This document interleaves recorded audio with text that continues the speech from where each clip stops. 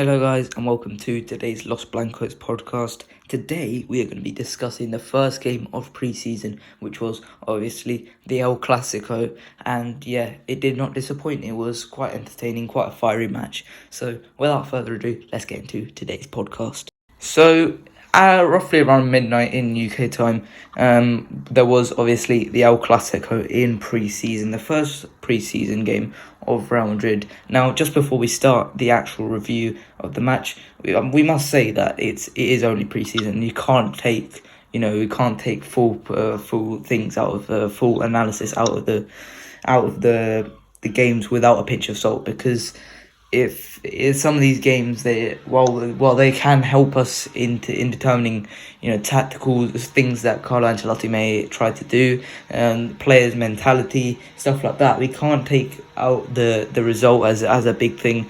We can't take out any other stuff like performances as a big thing, because we don't know the full extent of how the players are thinking coming up into this game, because it's a pre-season game. Many people, when they come up to friendlies, they think, it doesn't matter because it's a friendly. Now, I don't like that mentality. I would rather have us win every game. I do fully recognise that it is only a friendly, and ultimately the result doesn't matter. But I think that having the mentality every single game of we have to win this game, I think that's good for us. So ultimately it did end in a 1-0 loss. However, there were some good bits in the game, I would say, and there were some bad bits in the game, I would say, which is what you would come to expect. First, I would like to talk about the sharpness of the players, and it was very clear to me that while I think the ability of the teams were quite matched in this game, I think it was quite even in terms of ball possession tactically, but I think in terms of sharpness, there was a big difference in that Barcelona had already played 2 other games in the lead up to this match, and this was our first proper pre-season game. So what did you think that effect had on the game? Yeah, firstly, let me just go back to some of the previous years. I haven't done any research on it, but I don't think Real Madrid have won any of their last preseason games, maybe going back to 2013, 2014, their first preseason games, their first one. I'm sure they have won the second, the third. But if you go back to the first one, I don't think they have won any of their first games in a while. And of course, that's understandable because it's the game one, players isn't at 100%. And like you said, this is Barcelona's third game, I think. So, of course, they'd be at a higher level physically. We started preseason, I think, a week after they started. So, of course, they'd be at a higher level physically and tactically at this time. Despite Real Madrid being the better team, of course, it's preseason. Real Madrid lost to Rangers last year. They have lost to many teams. In preseason, I don't think it matters who you lost to, of course, because yes, it matters. Of course, you don't want the squad to be low, but I don't think that this is a bad result for us. I don't think this will hinder us in any way. If I'm being honest, we have another game coming up, and I'm sure that the players will be fine.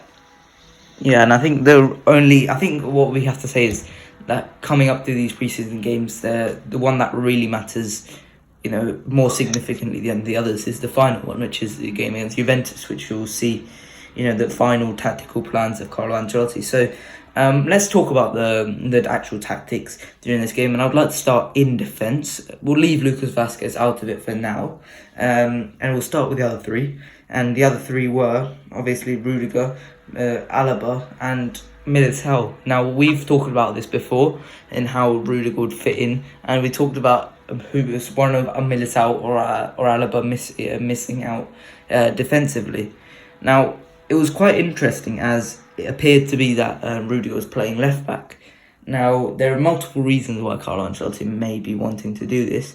Obviously, he doesn't want to use Alaba as a left back. That's what he said after the game. He views him as a centre back, and that is quite interesting. In terms of Rudiger as a left back, more like it, I think we saw last season with Mendy and Alaba, they had that relationship defensively, where Alaba would bomb on forward and Mendy would sit back. I think that's what Carlo Ancelotti is trying to recreate, to make it a bit more unpredictable going forward. And I also think that he's probably trying to simulate a bit more like this the back five that Rudiger had at Chelsea, where he is on the left side of the defence, and he's allowed to make those brilliant mazy runs, going all the way forward, and eventually either taking a shot or making a nice pass through. So I think that's what Carlo Ancelotti is trying to do. Whether it's the right thing to do, I don't know. I saw Lucas Navarrete's tweet after the game, whereas it was saying that, well, why would you choose to do this? Because ultimately, Alaba is a better left back than Rudiger, and Rudiger is a better centre back than Alaba. So I would like to hear your thoughts on whether this is something that we should pursue going forward, or really it should just be left in this first pre-season game. Yeah, I think it was a good experiment. Of course, because it's pre-season, you can try those stuff. So I don't agree with the term what Lucas Nazarete said, because he's a good Madrid journalist, of course. However, but that's one thing I don't agree with, because it's just the first game. It's okay to try things out, and yes, Alaba's a better left back and Rudiger's a better centre back.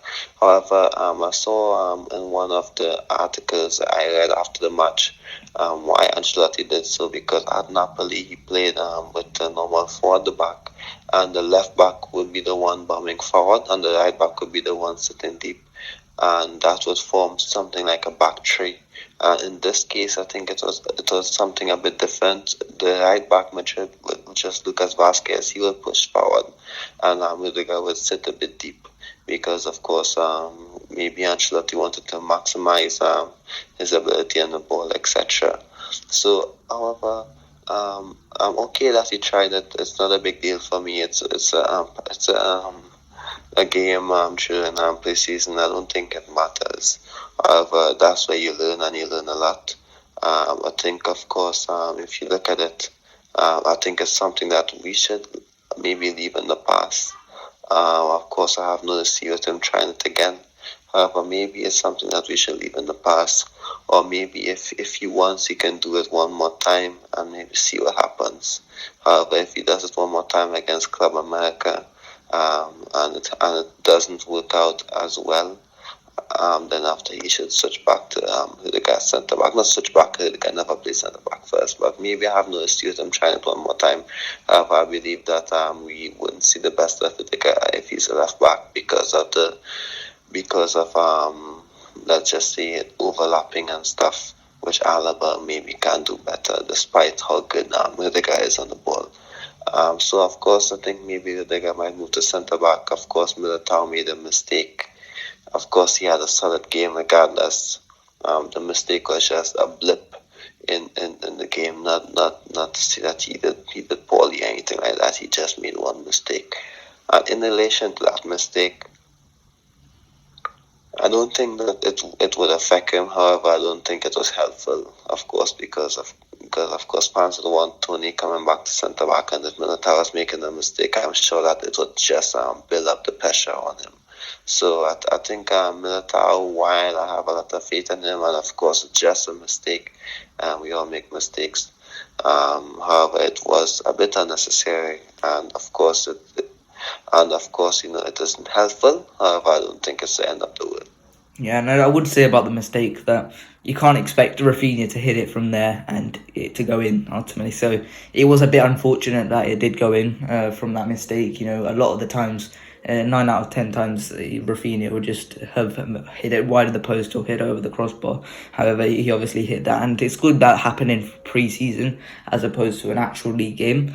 But I think it is good to iron out the kinks right now, as opposed to actually in the season when it actually matters. So I don't think this should affect his confidence. Militao isn't that type of player. I think Militao does get back up again. But yeah, I think back to the Rudiger point.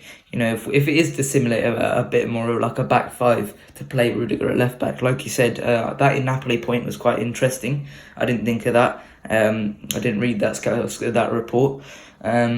I think it's quite interesting. However, you don't have the left back bombing up and down with Rudiger playing left back. And if it is to simulate a bit like it did at Chelsea, well, you don't want Vinicius coming back down and defending. So you would ideally want a central midfielder coming back and shuttling up and down. And we don't have anyone realistically to do that, because ultimately the two left-sided central midfielders, Toni Kroos and Camavinga, well, Toni Kroos cannot shuttle up and down the pitch in the way that Fede Valverde does on the opposite side.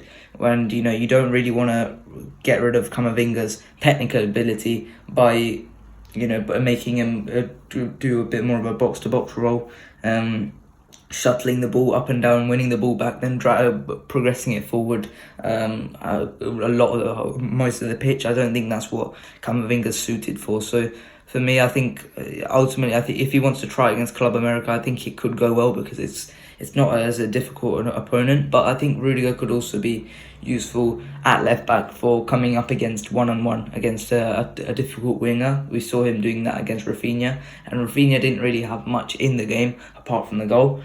So I would say that furthermore, I would say that if it is to stop a dangerous winger, we've already got Mendy, so I don't think it's something that we absolutely need to have Rudiger there. So let's move on, and I would like to talk about Aurelien Tchouameni.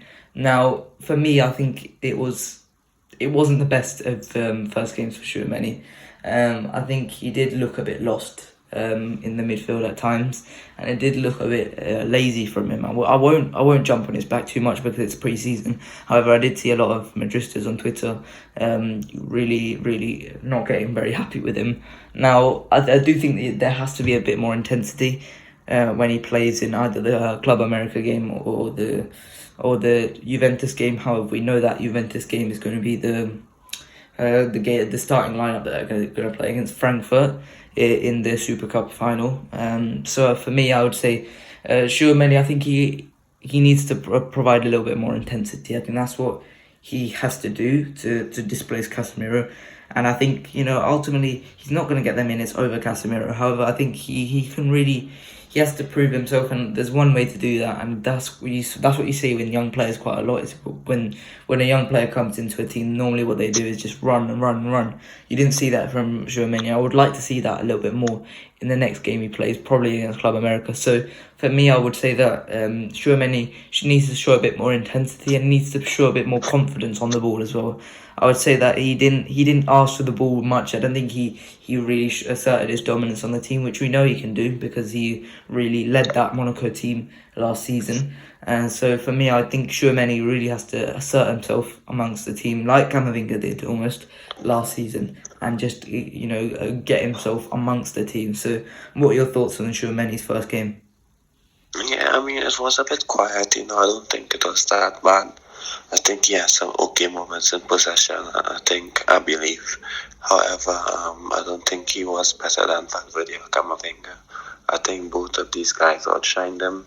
I'm not, like you said, I'm not going to jump on his back a bit too much. It is game one. It is a new team for him.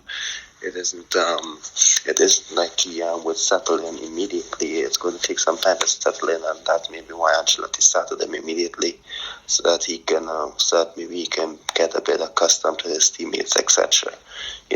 Maybe get those early season blips out early. Let him get acquainted with his teammates, the players that he's going to play with. So that's understandable. However, of course, Camavinga and Valverde had much better games than him. They've been a part of Real Madrid's core for longer, which is understandable. They understand what Ancelotti wants a bit more. So, of course, let's see how he plays against Club America. We need to give him some time to settle in. That's what those games are for. So, I wouldn't say that he was terrible. He has some okay moments, and that's understandable that he isn't at 100% with his teammates or understand what he has to do as much as he did at Monaco at this time. It's going to take some time.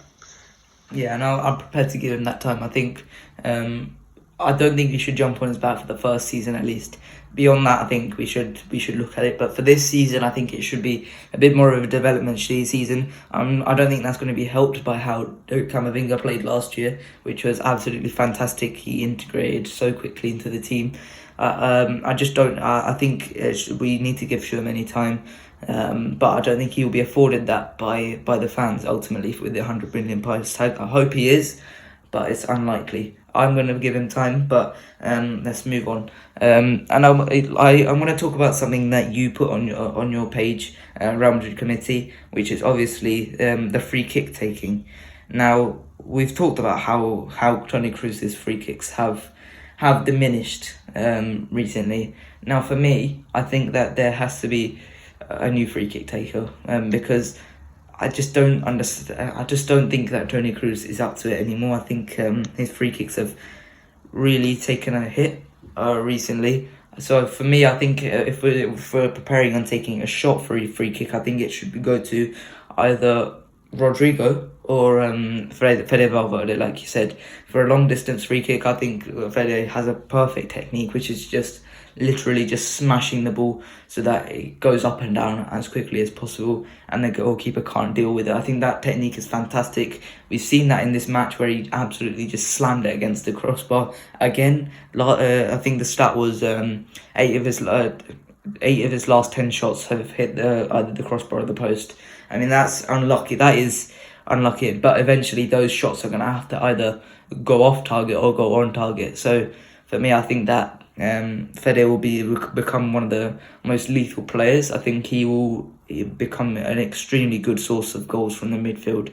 So I think that will be really important. And in relation to the free kicks, once again, I think Rodrigo from short, a bit more of a shorter distance, I think he's got a fantastic technique with the ball. I think he's a bit more like a young Toni Kroos with the technique on the ball, just making sure it delicately dips and he can hit it into the far corner. We saw that in that free kick against Bayern Munich in the preseason 2 years ago. So I think that those two should be primary free kick takers as soon as Toni Kroos is taken off of the free kick duty. So what is your opinion on that? Yeah.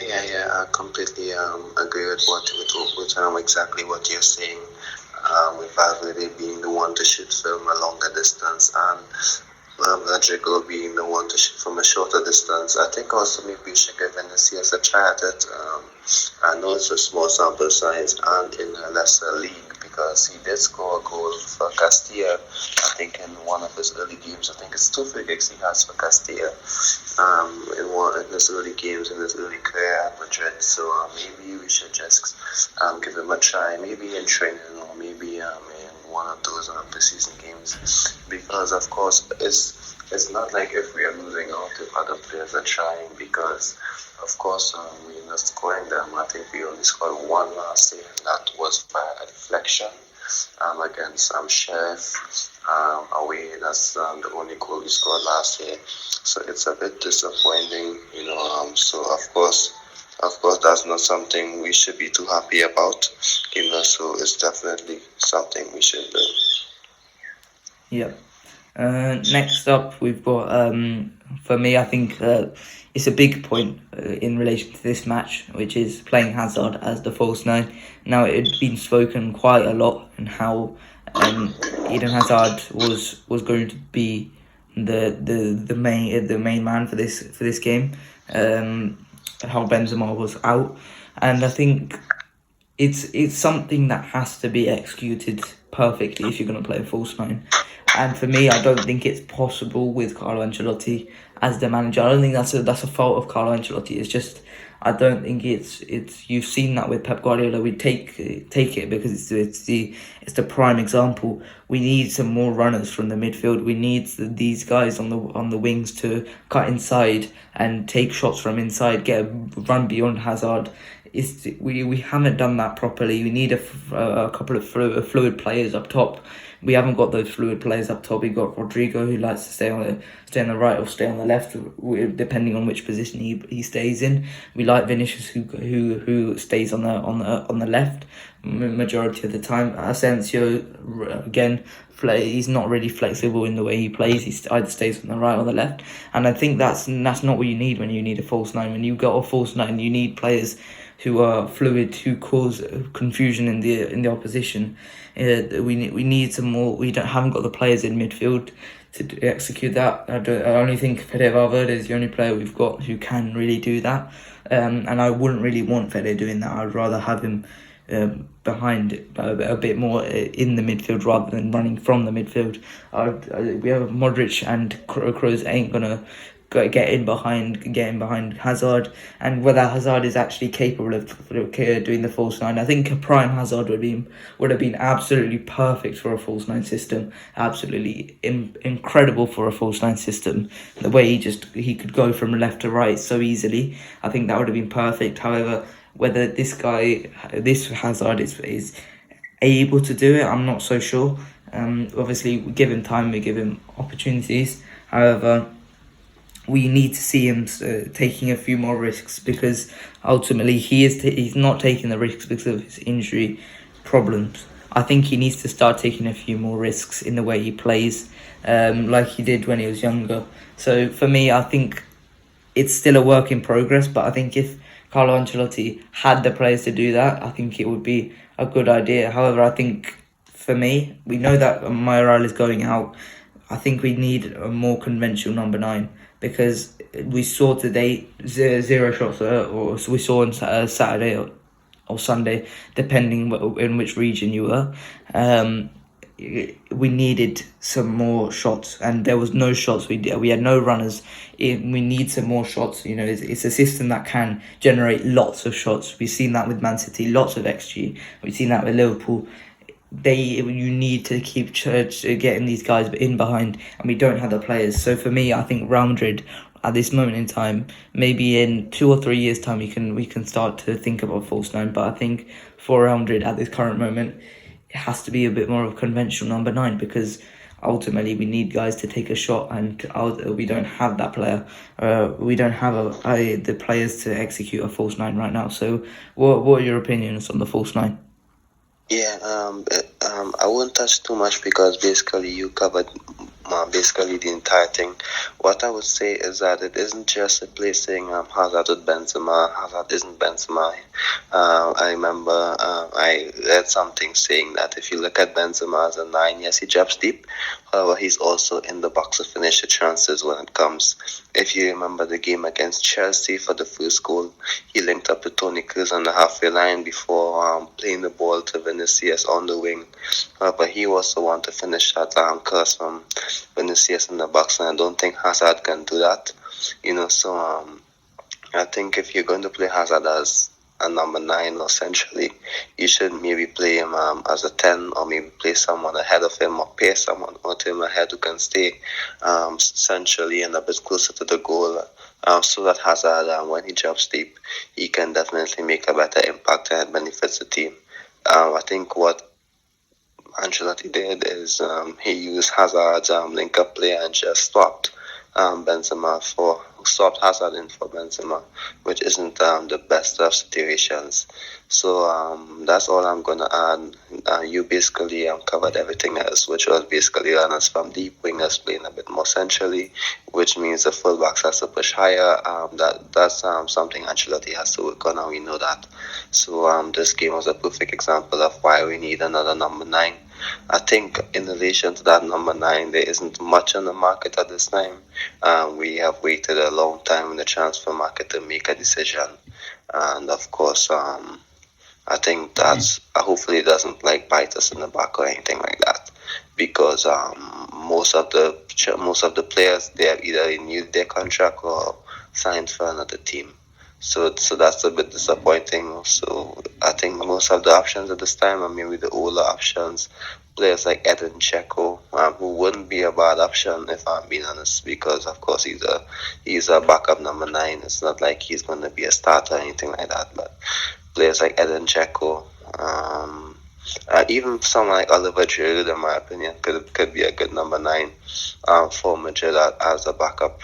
However, I don't think that's what the club wanted this time there, and I hope that they give Latasa an opportunity as a striker because Hazard as a false nine will only work via the criteria that we provided. We know what Mariano does, but he isn't a clinical goal scorer.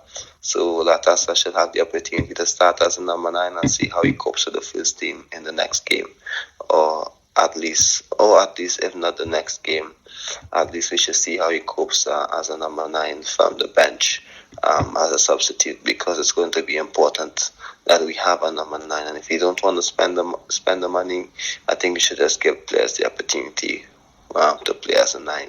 I don't think Diaz should be our number 2 striker or even our number 3 striker. If he's there, okay, I'm not going to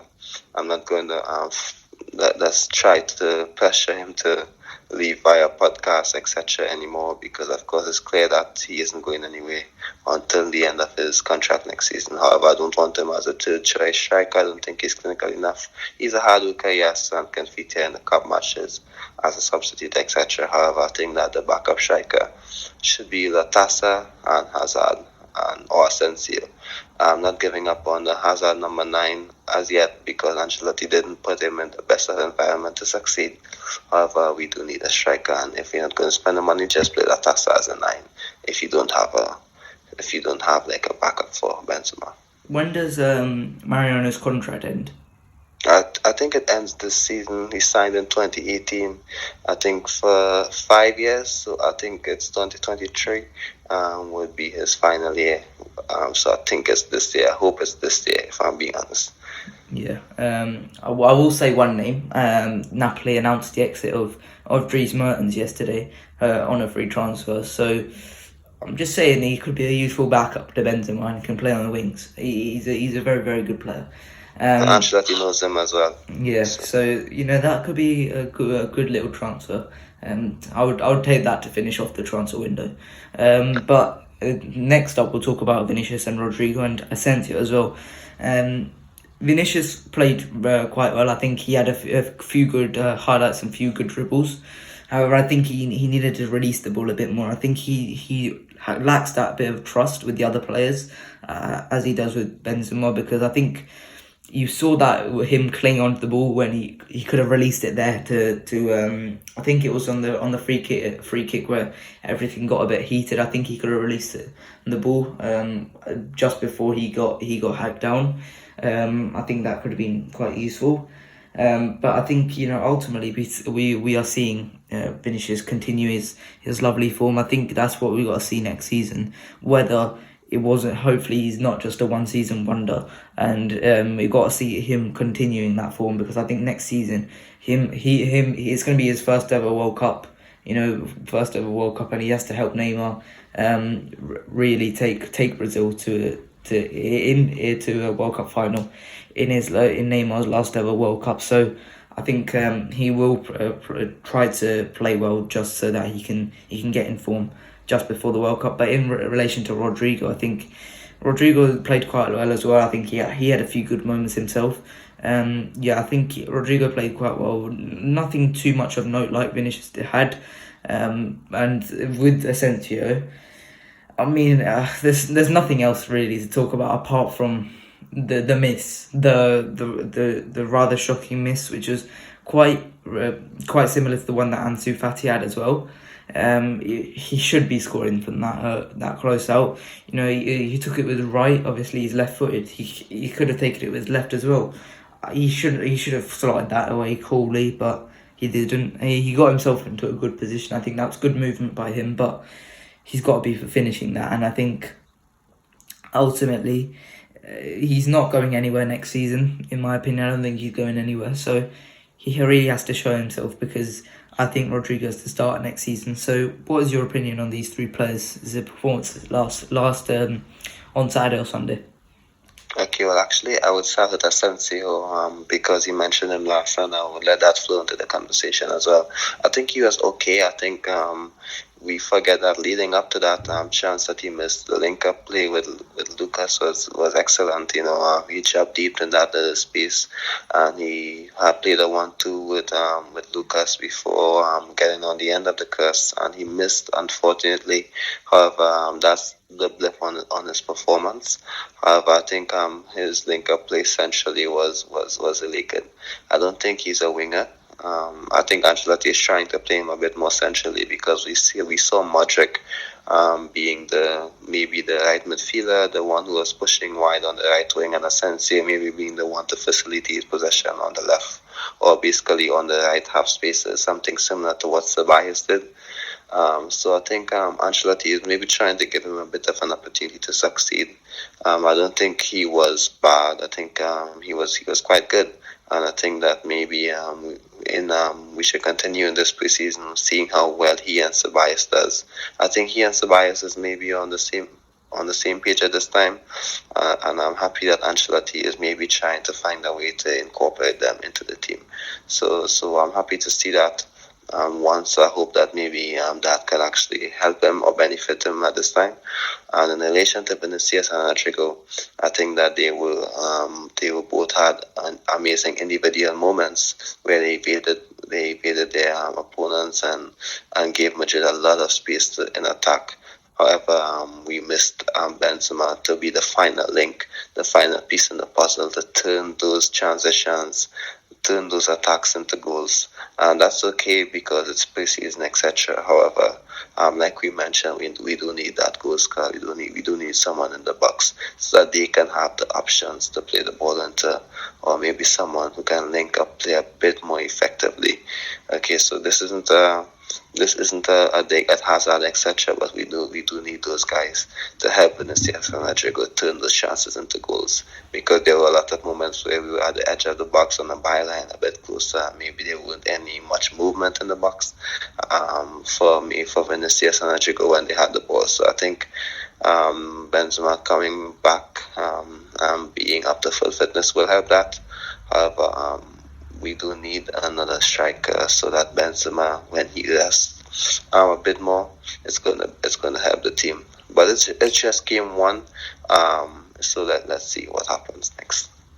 Yeah, and just before we wrap up the podcast for this game, honourable mention to Thibaut, who was absolutely fantastic once again, an absolute brick wall. And I'm running out of superlatives to say about him, because he's just continues to be just amazing, just truly amazing. So I think that's it from me. Have you got anything else to say on that match yesterday?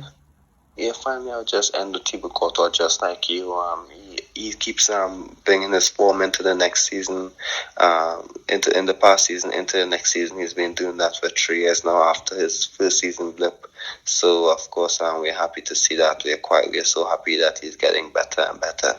It's something that we have to acknowledge and appreciate, because he's 30 now. He still has a lot of years at the top, and one day he isn't going to be as good as he is, of course, and then we'd have to find a new goalkeeper in the future. So as of now, we have to appreciate and love this. We didn't expect this 4 years ago after his first season, and however now we know how good he was. However, he's just getting better and better. So of course, it's something that we should all acknowledge. The day when he starts dropping off, it's going to be. I don't think we're going to forget how good he was and how many good matches he's played. So it's amazing to see him make those saves. However, I think that means we have to defend a bit better, of course, because he is making too many saves in the last 2 matches that we played. They were against good opponents, but that's okay. I think it's going to take time and for the defense to gel a bit more. Like we said, it's the first game, so congratulations again to Thibaut Courtois. He was my man of the match again.